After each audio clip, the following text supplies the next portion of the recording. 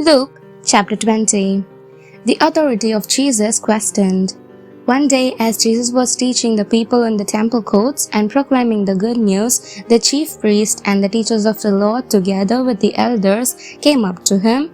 "Tell us by what authority you are doing these things," they said. "Who gave you this authority?"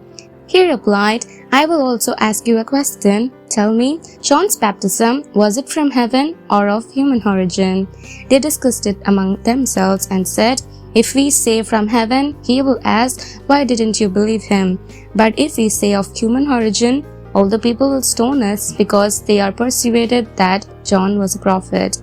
So they answered, "We don't know where it was from." Jesus said, "Neither will I tell you by what authority I am doing these things." The parable of the tenants. He went on to tell the people this parable. A man planted a vineyard, rented it to some farmers, and went away for a long time. At harvest time, he sent a servant to the tenants so they would bring him some of the fruit of the vineyard. But the tenants beat him and sent him away empty-handed. He sent another servant, but that one also they beat and treated shamefully and sent away empty-handed. He sent still a third, and they wounded him and threw him out. Then the owner of the vineyard said, "What shall I do now? I will send my son, whom I love. Perhaps they will respect him." When the tenants saw him, they talked the matter over. "This is the heir," they said. "Let's kill him, and the inheritance will be ours." So they threw him out of the vineyard and killed him. What then will the owner of the vineyard do to them? He will come and kill those tenants and give the vineyard to others. When the people heard this, they said, "God forbid." Jesus looked directly at them and said, "Then what is the meaning of that which is written? The stone the builders rejected has become the cornerstone. Everyone who falls on that stone will be broken to pieces. Anyone on whom it falls will be crushed." The teachers of the law and the chief priests looked for a way to arrest him immediately because they knew he had spoken this parable against them, but they were afraid of the people. Paying taxes to Caesar. Keeping a close watch on him, they sent spies who pretended to be sincere. They hoped to catch Jesus in something he said so that they might hand him over to the power and authority of the governor. So the spies questioned him, "Teacher, we know that you speak and teach what is right, and that you do not show partiality, but teach the way of God in accordance with the truth.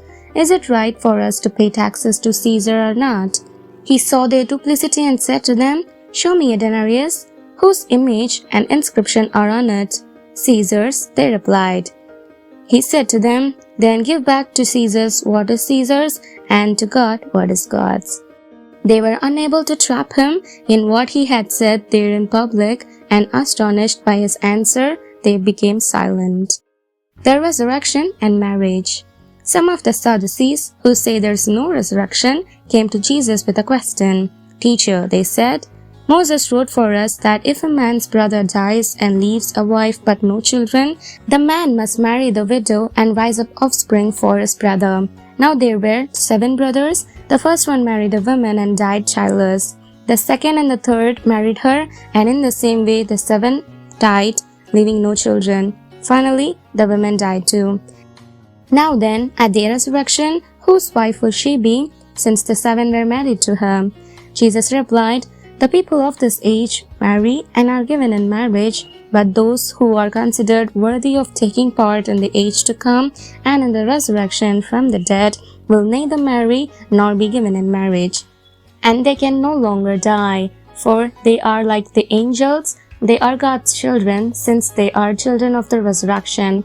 But in the account of the burning bush, even Moses showed that the dead rise, for he calls the Lord the God of Abraham, the God of Isaac, and the God of Jacob. He is not the God of the dead, but of the living, for through him all are alive."